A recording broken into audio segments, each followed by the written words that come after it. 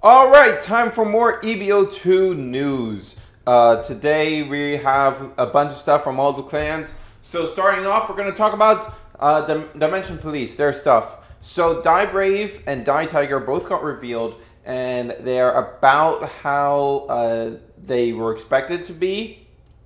So basically, we were able to tell from the Kenji versus Miwa fight that one of these left the field during the battle phase to draw a card, and one of them left the field during the battle phase to retire a card. And hitting a Vanguard was the most likely condition because this activated on Kotei's grade 2 turn. So this is pretty well within expectations, and I was really hoping they would turn out this way because this synergizes super well with the grade 3 Dayusha. It works very, very nicely. Die Brave also has the Soul Blast 1, give Vanguard plus 5k skill that we expected. And Die Dragon will, of course, also have that skill. So, yeah, reason why it was pretty expected for them to shove into Soul. They are solid cards. I think people are not giving enough credit to Die Tiger in particular. So, my judgment on these cards is really basing in the assumption that Great Dayusha's condition will involve your opponent blocking your Vanguard attack, whether that being with a Sentinel specifically or guarding it at all. I think it's going to be Sentinel personally, but you know. So that would give a lot of pressure to these cards, and it gives a lot of power to Die Tiger in particular, because that would make Die Tiger the only semi-reliant back row retire outside of Kagero, and that's a really big deal. Like being able to hit the back row boosters like Sonic Noah and such cards that your opponent is relying on to be continual pluses against everything that is in Kagero, and this other deck being able to hit it, like that is a huge boon, and it should not be underestimated. Moving to Aquaforce though, first up we have a very, very bad double rare. Well, it's not awful, but Battle Siren Viviana. So when it boosts an attack that hits a Vanguard, if it's a third battle or more, shove it into Soul, draw a card, and one of your units gets plus 3k. Okay, this is a double rare. Let's compare it to other double rares like this. Like Sonic Noah. Sonic Noah is when it attacks or boosts, if that attack hits a Vanguard, no battle condition, like no certain battle condition, retire one of your other things, which activates skills, draw a card. It's way more versatile and doesn't have these stupid restrictions on it. Then we have the card we just went over, Die Brave, which has a very similar put into Soul on hit to draw a card. But both of these are way more versatile in the ways they can be used. Like, this is an Excel clan. This should work when it attacks, so that you could slam this on an Excel circle if you don't have any proper attackers to put there. It swings for 18k, and if it hits, then woo, good stuff. And then you shove it in and draw a card, and now your Excel circle is open for you to replace next turn, whatever. So, yes. Now, the other thing is that I've had a theory for a while now that new Aquaforce is going to be shoving a whole lot of on-hits into the deck. Because that is what the deck used to do a lot in its original incarnation, so I wouldn't be surprised at all if they decide to bring that back. And this isn't really enough indication that they are bringing that back, but it's something I'm keeping in mind. The likelihood of this going off is way higher, of course, if like the deck is just flooded with on hits. But even so, like, this is so far below par from what we've been brought to expect. Like, even if we compare it to things outside of double rares, like, look at Gary Gannon in Spike Brothers, which has the exact same condition, except doesn't require third battle or more. And it puts to Soul, draws 2, and then puts another card from hand to bottom. It's the same wash, but you get way more quality in your filter. It's just very, very disappointing, this card. Light Signals Penguin Soldier in combination with Viviana is not giving an overall great outlook for Aquaforce's grade 1s. Penguin is able to rest itself to buff one of your units in the same column by 5k, and then when your other unit attacks on the 4th battle or more, you can retire it to countercharge 1. At least gives them some reliable countercharge, I guess, but this isn't like terribly good value. And because of Chappie's positioning, this is like the only rare, one of only 2 rares that Aquaforce is even getting in the set. The other of which is likely to be a rare grade 3 marker dude, since Excel has been getting those constantly. But I'm not liking the reveals we've been getting so far for Aquaforce. The only really good one we've seen is Naval Gazer. So I really hope they step their game up with these reveals, because it's not looking too great. Might be looking at Nova Grapplers again.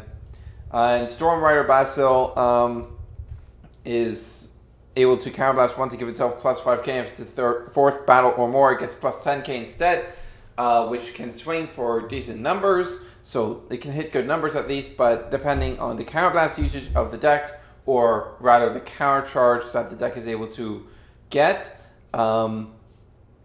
this could be your counterblast might be way too tight to be able to use this. So we'll have to see on that.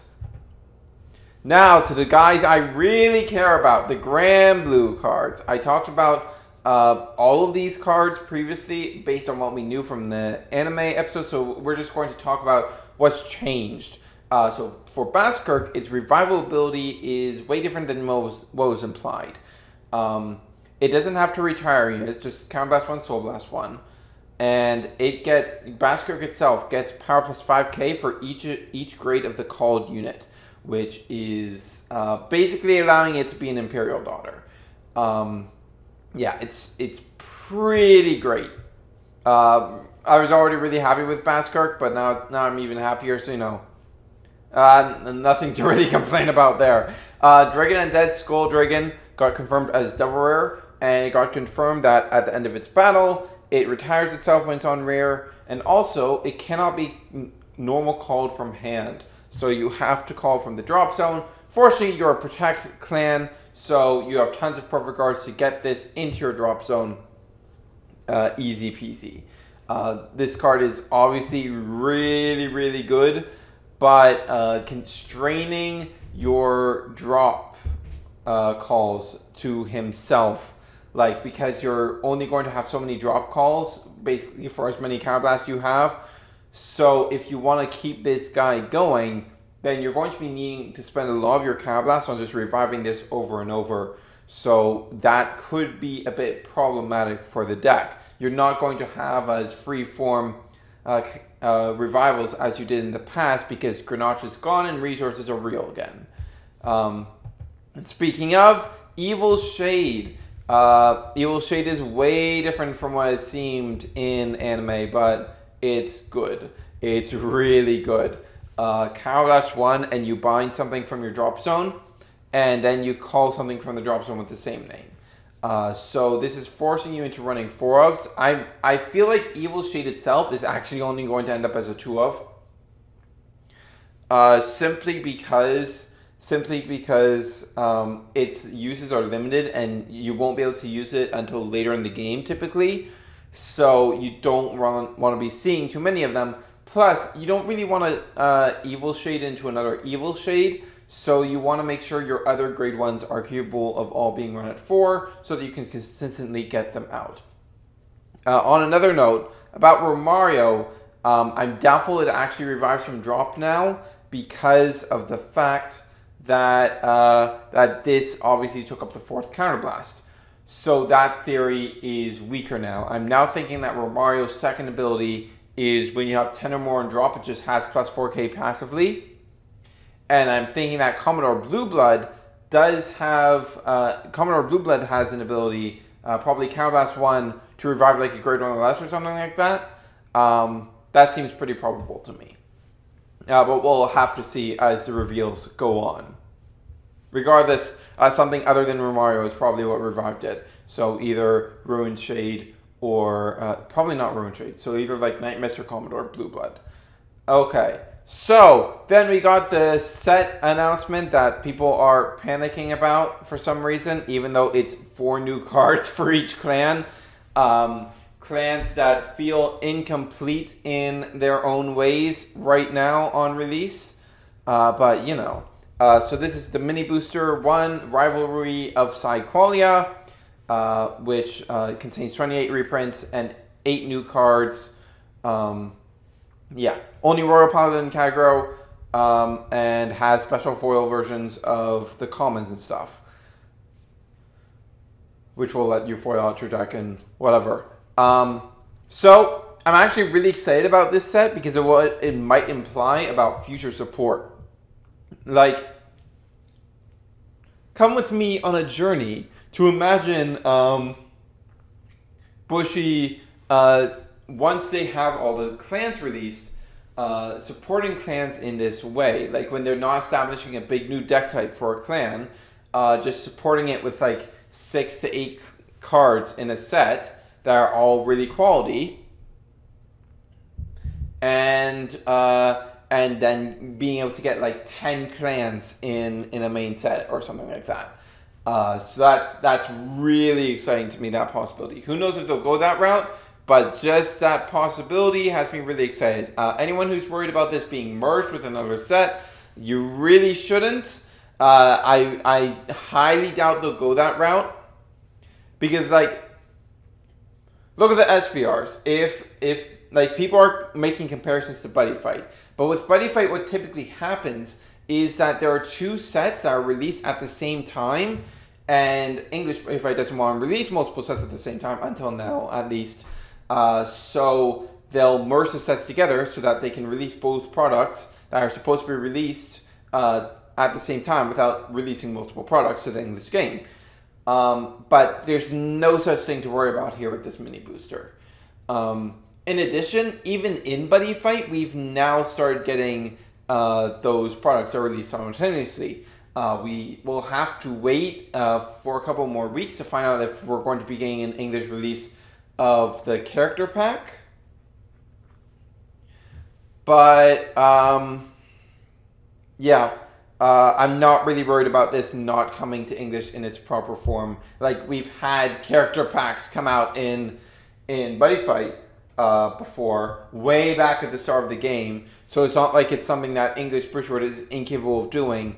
And when it's Vanguard, when it has this much chase stuff for people to go after with these common foils and stuff, and all these reprints, like, yeah, I just can't see Bridgewood not releasing this in English in its proper form. That's just, I'm highly doubtful of that. That's it for now. I have more match videos coming, as always. Check out the ones that are already up if you want. Check out the deck profiles, deck guides, all that fun stuff. And this is Hunter Surge signing off.